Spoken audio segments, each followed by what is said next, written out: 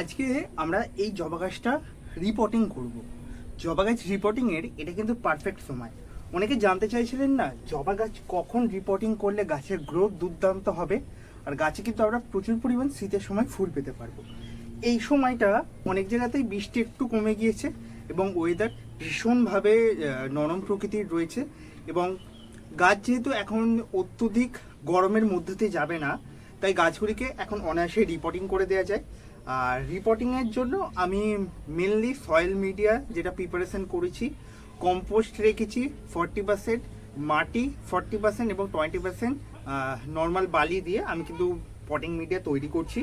এই পটিং মিডিয়াতেই আমি এই জবা গাছগুলো বসাবো। যখন চারা বসিয়েছিলাম তখনও সেম পটিং মিডিয়া ছিল, এবং মাত্র 3.5 মাস বয়সের গাছ এরকম চেহারা নিয়েছে।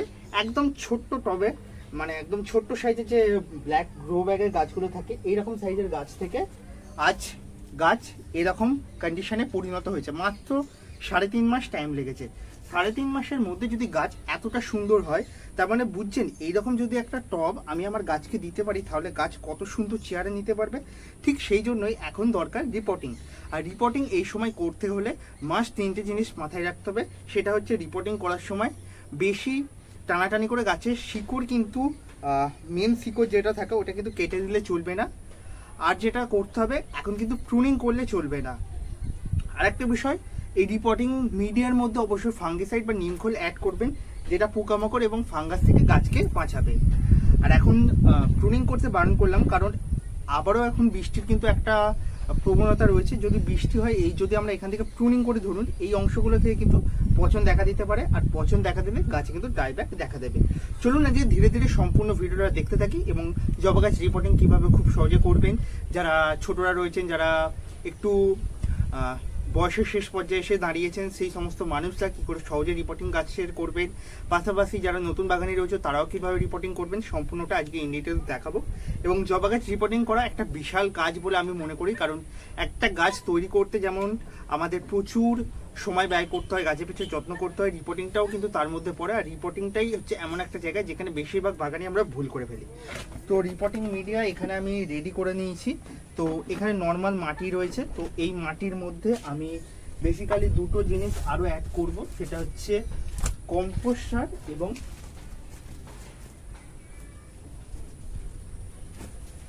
এবং বালি। কম্পোস্ট সার দেখতে পাচ্ছি একদম পুরাতন ঝুরঝুরে কম্পোস্ট। তো এটা কাউডাং কম্পোস্ট মেনলি। তো এই কাউডাং কম্পোস্ট আমি এখানে অ্যাড করে দেবো। আর এই কম্পোস্টটা অ্যাড করার এখন মেন কারণ হচ্ছে গাছে প্রচুর পরিমাণে নাইট্রোজেনের দরকার পড়বে। আর এই নাইট্রোজেন এবং ফসফেট আর অল্প একটু পটাশ কিন্তু আমরা এইখান থেকে পেয়ে যাবে গাছ। আর এই মাটির মধ্যে কিন্তু গাছ খুব তাড়াতাড়ি গ্রোথ নেবে। এরপর যেটা করবে, তো এখানে কিছুটা পরিমাণ বালি আমি কিন্তু অ্যাড করে দিচ্ছি। বালি মানে তোমরা একটু আন্দাজ করে বুঝে মেপে নিয়ে টোটাল পটিং মিডিয়াটাকে এইভাবে ঘেটে একসঙ্গে মিশিয়ে দেবে। মাটি একটু ভিজে রয়েছে কারণ গত 3-4 দিন ধরে বৃষ্টি হচ্ছে, তো মাটিটাকে শুকনো করার কোনো অবকাশ পায়নি। আর এটা পুরাতনই মাটি, তবু ভিজে গিয়েছিল। চেষ্টা করবেন একদম শুকনো ঝুরঝুরে মাটির মধ্যে প্রতিস্থাপন করার। আর বন্ধুরা অবশ্যই ফলো আর সাবস্ক্রাইব করে রাখবেন। ভিডিওটি ভালো লাগলে লাইক করবেন, শেয়ার করবেন। খুব তাড়াতাড়ি চন্দ্রমল্লিকা গাছের ওপরেও ভিডিও আসতে চলেছে, চন্দ্রমল্লিকা গাছের চারা প্রতিস্থাপন নিয়ে। তাই যারা ওই ভিডিওটা দেখতে ইচ্ছুক অবশ্যই ফলো করে রাখুন এবং কমেন্টে অবশ্যই আপনাদের মতামত শেয়ার করবেন আজকের ভিডিওটা সম্পূর্ণ দেখার পর। তো এই হচ্ছে আমাদের পটিং মিডিয়া রেডি হয়ে গেল। এই পটিং মিডিয়ায় এখনও 3-4টে জিনিস খাবার অ্যাড করব। তো এখানে মেনলি আমি মিক্স সার বানানোর মতো খাবার কিছু নিয়ে নিয়েছি। ফার্স্ট অফ অল রয়েছে এপসম সল্ট, হাড় গুঁড়ো রয়েছে, সরিষার খোল রয়েছে, নিম খোল রয়েছে, আর রয়েছে শিংকুচি। এই কয়েকটা জিনিস আমাদের মাস্ট রিপোর্টিংয়ের সময় ব্যবহার করতে হবে। এটা গাছকে লং টাইমে খাবার দেবে। আর এপসম সল্টটা দেওয়ার মূল কারণ হচ্ছে গাছ যখন আমরা রিপোর্টিং করবো অনেক সময় গাছের শিকড় কেটে ছিটে যেতে পারে, বা আমরা শিকড় কেটেই অনেক সময় প্রুন করে বসাই। তার জন্য কিন্তু আমাদের গাছে অনেক সময় স্ট্রেসে চলে যায় বা গাছ একটু ঝিমিয়ে পড়ার প্রবণতা থাকে, সেটা কিন্তু এখান থেকে কিন্তু অনেক কম হবে। আর একটা বিষয়, এখানে হাড় গুঁড়ো দেওয়া হয়েছে, শিংকুচি নেওয়া হয়েছে। এটা একটা ভালো ফসফেটের সোর্স, যেটা গাছের শিকড়ে ভালো বিস্তার ঘটাবে। এবং এই যে কাণ্ডগুলো রয়েছে না, এই স্ট্যামগুলোকে অনেক মোটা করবে তাড়াতাড়ি এবং গাছের সুন্দর গ্রোথ নিয়ে আসবে।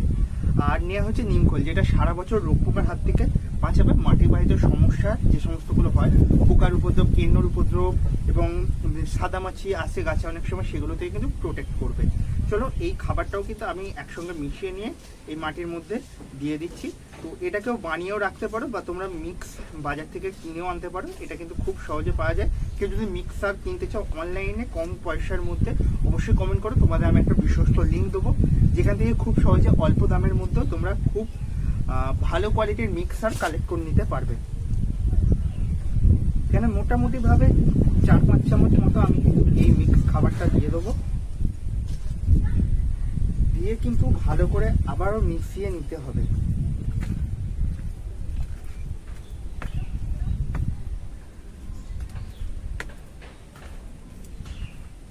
ব্যাস, এই হচ্ছে আমাদের কাজ ছিল, কমপ্লিট করলাম। আমাদের গাছটি রিপোর্টিং করার জন্য টবটা প্রিপেয়ার করে দিতে হবে। এই ধরনের 10 ইঞ্চি টবেতে আমরা জানি এটা মেনলি 12 ইঞ্চি টব। তো এই 12 ইঞ্চি টবের মধ্যে আমরা জানি 2টো করে ড্রেনেজ হোল থাকে, কোনো টবে 3টে ড্রেনেজ হোল থাকে। তো এই ড্রেনেজ হোলটা চাপা দেওয়ার জন্য আমি এরকম একটা জালিযুক্ত কাপড় নিয়ে নিয়েছি। এটা বেসিক্যালি যে বাজার করা ব্যাগ হয় না, সেই বাজার করার ব্যাগ নষ্ট হয়ে গেছিলো, তো সেটা টুকরো নিয়ে নিয়েছি। এটা দিয়ে খুব সহজে ড্রেন হয়ে যাবে, মাটি আটকে যাবে, জল বেরিয়ে যাবে। তো এটা নিয়ে নিয়েছি, এটাকে চাপা দিয়ে দেবো। তো এর ওপর কিছু পরিমাণে স্টোন চিপস দিয়ে দেবো, বা বালি চালার পর যে পাথরগুলো পড়ে থাকে সেগুলো দিয়ে দেবো, যাতে এগুলো না সরে যায় এটা। তো এরপর যেটা করব, আমি এখানে কিন্তু প্রচুর গাছের যে শুকনো পাতা ফাতা হয় না, সেই পাতা দিয়ে একটা লেয়ার তৈরি করে দেবো। এই দেখুন, এরকম করে দিয়ে শুকনো পাতা দিয়ে লেয়ার তৈরি করে দেবেন। এটা ভালো ড্রেনেজিংও কাজ করবে এবং পরবর্তী সময় গাছে একটা সুন্দর খাবারও সরবরাহ করবে। এরপর আমরা যে মাটিটা বানিয়ে রেখেছিলাম, তো এই মাটিটা দিয়ে একটা লেয়ার করে দেবেন।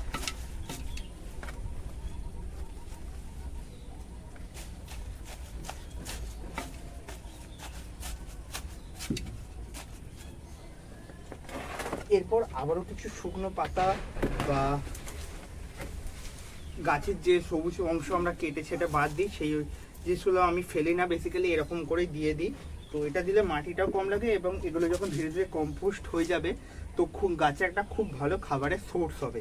তো এরপর আমি কিন্তু এই মাটিটা, এই জায়গাটার মধ্যে আমি কিন্তু আমার গাছটা প্রতিস্থাপন করব।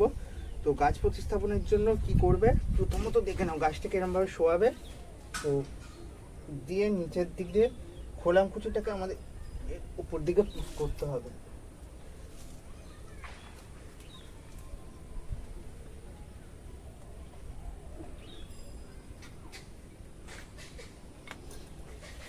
এটা কিন্তু এই বর্ষার সময় করতে গেলে খুব সমস্যা হতে পারে। আপনাদের বেসিক্যালি মাটিটাকে শুকনো করতে হবে, তারপরে কিন্তু কাজটা করলে সব থেকে ভালো হবে।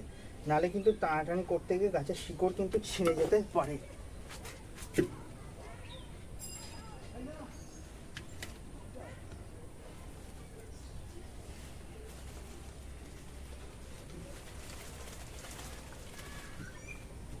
Just complete.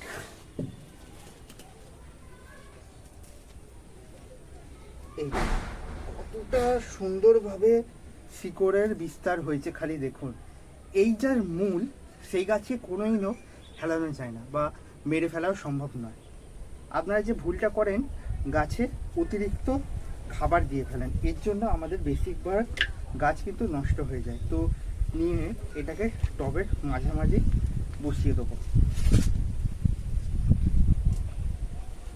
কোনো শিকড় কাটা ছাটার কিচ্ছু প্রয়োজন নেই, জাস্ট নিন, গাছটিকে প্রতিস্থাপন করুন এবং গাছটিকে চারপাশ জুড়ে মাটি দিয়ে ভর্তি করে দিন। এখন কিন্তু কেউ ভুলেও কিন্তু শিকড় কাটতে যাবেন না, শিকড় কাটলে হিতে বিপরীত হবে, গাছ স্ট্রেসে চলে যাবে এবং এই বর্ষাকালে গাছকে রিকভারি করাটা অনেকটা চাপের হয়ে দাঁড়াবে।